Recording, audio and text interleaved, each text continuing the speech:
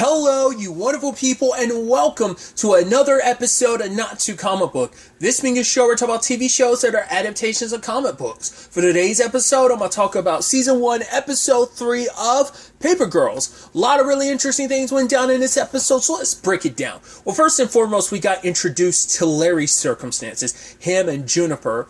And obviously we learn about obviously at the end of the episode, we learn more about the ins and outs about what's going on. So it does seem like, just spitballing things, it did seem like I was kind of on the right track with the whole, alright, they're going to come after the girls because the girls are anomalies, they're outside of their own time. The Watch basically is like your time masters in Legends of Tomorrow. We're keeping the timeline as much the same as possible. Any straying from what should be the timeline. The timing is interesting because obviously there's everything with Legends of Tomorrow. Then there's also everything with potentially Kang and everything in Loki with the multiverse and the... I guess, truth be told, the old guard is very much like the TVA to some extent. Interesting parallels to make. But regardless,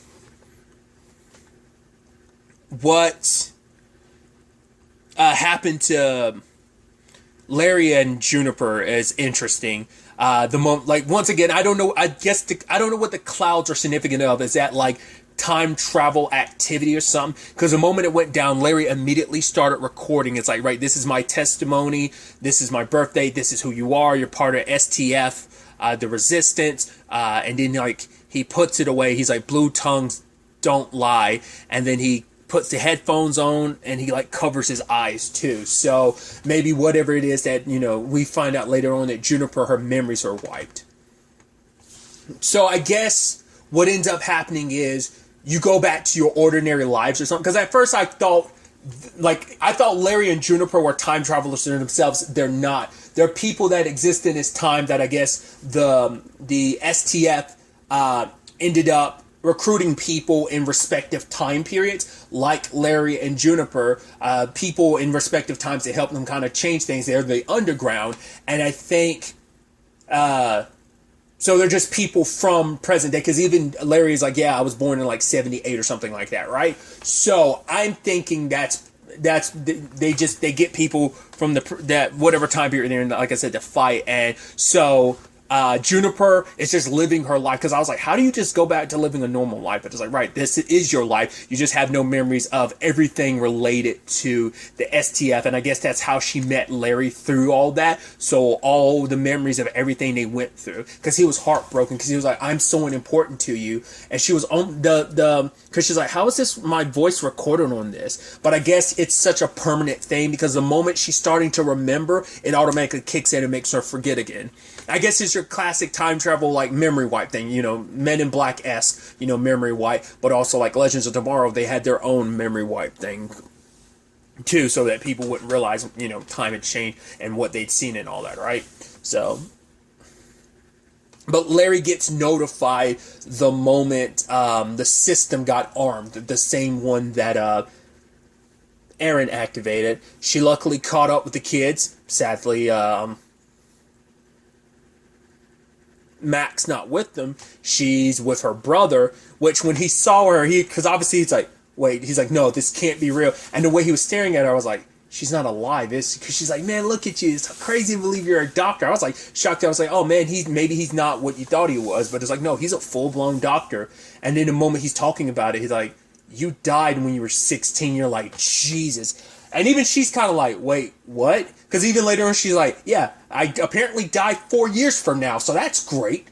It's like, that's rough. No, that's the scary thing about knowing about the future. So that's interesting, and because she was sick, and it's like, and for me, immediately, well, his reasons are her, but he talks about why he became a doctor. It's because he's like, I knew that you wanted better for me, and he basically didn't want to let her down, so he got his shit together and ended up becoming a doctor. I figured it's also because he didn't really go into it, but I'm sure it's the thing of, no, you getting sick, I want to make sure no one ever has to go through that again. If I ever meet someone with your condition, or just anyone in general, I want to make people better so no one ever has to lose someone that's important to them. We don't really get into the family situation, because she asked about their dad. It's like, oh yeah, is dad still around? Is he still dating Alice? But yeah, she never got an answer on that. And obviously he initially didn't believe her until he ran because he saw the cassette tape and everything and the Walkman, and he's like, no, this is definitely mine. Everything's screaming that it's his. And he tested the DNA just to confirm it. And he had Donna like bury the files because he's like, yeah, kind of making it seem like, yeah, this is kind of an illegitimate child. I'm married. I don't want this to kind of come up, you know. But he doesn't know how to handle this because like you're my sister. Like, you died 27 years ago. Holy crap, you know. And it's a lot for both of them to kind of take in. And I did think it was, and especially when they start jamming out together, I thought it was such a beautiful moment. It's so funny. And then him introducing her as like a cousin, Kimberly. It's like, yeah, family situation. Her mom, Penny's in rehab and stuff. And it's like, oh, okay, Kimberly. It's like, oh, call me Joe. And then her brother Dylan's just kind of looking like, no. She's like, yeah, it's my middle name. I just prefer that anyway. I'm assuming Joe is her real middle name. So that's her being super coy and rebellious. Just that cute moment of like when they're about to head up the stairs too. She's kicking him in the butt. I'm like, it's such a cute little dynamic and stuff like that. And obviously she's like, oh man, look at your family. She's like, oh, life worked out for you when I died, huh? And he kind of looks at her. She's like, sorry. She knows that was kind of an asshole thing to say, but she was like, I didn't mean that in like a fuck you type of way. I think for her, just more so like, no, it's like, wow, like, you know, sadly, like who knew me dying was going to be the thing that boosted your life and put you on a better path. Because that line of like, oh, you would want me to be better. She's like, that doesn't sound like me. And Dylan's like, you don't know who you're about to become. It's 4 years from now, but it's still a thing of like, right, I think probably getting sick and trying to, and he even said like, you were so brave in the end that I think trying to, you know, she always tries to put on a brave face. I think, you know, that type of circumstance is going to make you mature a lot faster because you realize like, right, but you're still going to fight on, and it kind of just puts life in a certain perspective for you. So, and that it did, you know, for her brother. So, and I even thought he's like, right, I'm going to run your blood out when we get back, when you get to the lab or whatever. And she's like, really? Because you still don't believe me? He's like, no, because I'm going to make sure you don't get sick. I was like, oh, that's so beautiful. It's like, right, you were, because she's like, yeah, I'm dead. He's like, no, you're alive. You're right here in front of me now. He has an opportunity to save her now. Because also, like, once again, timey-wiminess, if I save you, that means you never died. I don't know if he's really thinking that far ahead, but it might be on his mind, you know? And she's like, yeah, give me some donuts, some smokes. And he's like, no smokes. There's a donut place up by the street, and like your scrap metal that you like to hang around. Yeah, that doesn't exist anymore. So at the same time this is all happening, Erin ends up ultimately apologizing to her older self, but it's like, no, let's just kind of leave it at like we're all kind of stressed. She gets kidnapped by Larry, who was following them.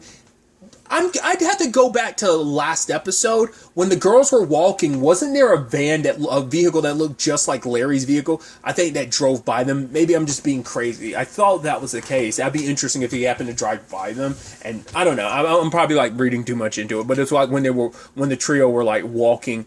Not the trio. When all four of them were walking alone, like, you know, trying to get to Tiff, adult Tiff. I was curious, like. Because there was with the shot, they made sure to show, I guess it's just to show any traffic in general, like, you know, the street would have some traffic, even if it's like one or two cars going by, but that vehicle, it just seemed like it was the same vehicle Larry drove in, but that was probably just me being crazy, because they never focused on it this episode and being like, oh, that was Larry the entire time. Either way, Larry kidnaps Erin, Tiff gets in the driver's seat, follows him, he holds him captive, and then, like, offers them breakfast, and then, you know, reveals everything to them when he finds out. Because at first he thinks like, oh, like they're recruiting soldiers for the Old Watch at such a young age, which, I mean, obviously the cruel reality of this world is child soldiers isn't something like too much of a foreign idea, you know? I mean, just in the grand scheme of the world and everything, you know? But he found out about his buddies who died, who were friends, who were allies, and obviously young Erin being the one to console him, because she's like, your friends saved my life, and he's like, they saved mine too. And so he kind of fills him in on, right, the STF, Standard Time Fighters. They want to basically change time. And obviously Tiff kind of talks about the space-time continuum of like, right, what about the repercussions of it? He's like, yeah, but if they changed, you wouldn't know. She's like, wouldn't you? It's like, he cut her off, but it's that thing of, right, the moment time changes, you would never recognize the changes because your reality will have shifted. Your memories would have shifted. So like, hey, let's say like the American flag was red, white, and green. You will always register it as red, white, and green because you would be like, you won't recognize that things have changed. Once again, that also depends on like temporal stuff. Because like you have something like 12 Monkeys, where I mean, they were in the mix of things. Them splintering made it so that they kept both of their memories, both the present day and the past, which can turn into an ugly situation in your head, and I think could eventually probably turn your brain to Swiss cheese because it's too much for your mind isn't supposed to be able to literally handle like 2 lifetimes worth of memories and stuff. So obviously, like timeline changes would affect them in a certain way, give them headaches and nosebleeds. So who knows what it would do in this series, or maybe it wouldn't do anything in this particular series. Just time would change and you just wouldn't even register it. It'd just be like, wait, no, it's always been like that. It's like, no, that was something that was changed. Wait, really? You know, so I think that's such once again, he kind of cut her off, but that was the beginnings of that very like complex time travel conversation about like, you know, altering a person's reality without them even realizing it, because it's all you've ever known, because your mind and reality is already altered without you even realizing it. So, but basically talking a little bit about the old watch and how they want to keep things copacetic, keep things the way they are, want to keep the timeline on the path that it is, because, and it was kind of what I thought, like the Underground or the STF seemed like they were a more ragged garb. And then the old watch is dressed up in very pristine outfits. They're kind of like the rich, entitled people who want to be in control of time travel. The standard time travel for, and the fact is they make a point to be like, okay, they're the good guys, they're the bad guys. Granted, KJ was stressing that specifically because she's trying to not feel as bad. It was like, wait, so I killed a bad guy, so it's not as bad. Because Erin still, like, she knows, adult Erin at the very least, has some idea of what went down, but obviously she doesn't know all the details. But that's why she was kind of making such a point of like, oh, like, are these the good guys or the bad guys? But I feel like we're going to find out that it's a lot more complex than they let on. Because obviously, and the fact is he was saying like, oh, Tiff's perspective on things. He's like, yeah, that's just like the old guard, like propaganda BS or something like that. Them just making an excuse because things do need to change. Like we should be able to go back and change things for the better. Like the ripple effects be damned type of thing. Which makes me wonder, since they've set that up, could it be that eventually like Tiff hears like where the old guard is, not the old guard, that's what Erin accidentally calls them, but like the old watch, what they're aiming for, maybe eventually it'll kind of click more with her of like, no, this is on the right side of things. But obviously you'll have someone like Matt being like, no, I want things to change because I die in the original timeline, and the others might, I mean, because that's the thing, Tiff might find out, no, I would like my life the way it is, I don't want to take the chance it might change. KJ, we don't know. I mean, her parents got attacked, but with what the purple haze and everything, I guess that's more in line with memory wipe. So maybe that's what happened. Like all the everyone's memories got wiped in like 88. So maybe on Hell Day. So maybe that's what the purple clouds are significant of. Maybe it's like a area of effect, and that's why Larry had to duck down, cover his eyes and cover his ear, because maybe it infiltrates, like maybe it's like a certain frequency or sight that if you see it or hear it, it kind of wipes your memories. I don't know. Sadly, I get the feeling that's what's going to happen to Mac, in the sense that they're going to track down her and her brother, and they're going to end up wiping her brother's memory, and all this bonding she's doing with her brother, he's not going to remember any of it. I think that's probably what's sadly going to end up happening. So the only way to probably keep her brother safe is to stay away from him so he doesn't end up getting killed. Larry kind of makes the others think that she might be already dead, because it's like, right, you guys broke the time travel rule. You're traveling outside of your time, so you're wanted criminals. They will kill you upon finding you. I mean, especially KJ, because she killed one of them. You know, once again, it was self-defense, but still. Larry having to burn everything, even this photo of him and Juniper, and they were eating like cotton candy or something, and their tongues were blue. It's like, that's where the episode title comes from, plus their whole thing of blue tongues don't lie. I think it's supposed to be a significant thing between them. If like, right, it was, I guess that moment they had together, it's like, right, it was this moment between them. And the fact is that Juniper can't remember it at all, and he has to let her go because it's like holding on to it. Because once again, it seems like once your memory's wiped, it seems like there's no getting it back. Any attempt to get that back, because even the recordings aren't enough. Like, because I guess the memory wipe is too, like, it's like a living system of like the moment your memory like tries to remember, it immediately hits you with a fog and makes you kind of forget all over again. So I think it's in a perpetual state of always being active, so you can never like, or not less is suggesting like those memories are constantly being devoured by whatever thing they use to wipe your memory, and the moment you try to remember anything, it eats that memory, so you're always going to be back to square one, back to zero, not remembering anything at all. Even if the smallest spark comes up, it immediately gets devoured and you're left with nothing again. So, but obviously Aaron being able to see the screen is significant, because Larry did talk about they're trying to protect some asset in their father's office or something. So they have, the old watch has the grandfather, and I wonder, is the father supposed to be like who the STF like kind of work under? I wonder, could it be a situation of the grandfather is literally the father of the father, like what, like it's a father and son that have two different perspectives on how time travel should be handled, and basically these two sides, or two warring sides, are examples of that. I'm wondering if that's kind of what they're going for, or am I reading too much into it? But the ending shocked me when it's like, wait, is that a giant fucking mech?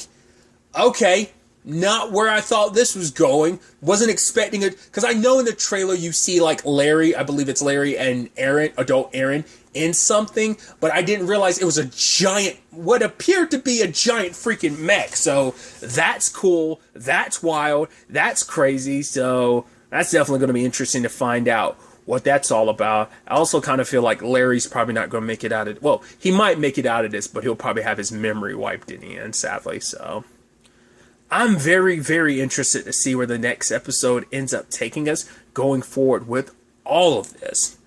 But really, that's all I want to talk about. Till the next time we meet, be happy, be safe, live life to the fullest, and enjoy it. Good day, and goodbye.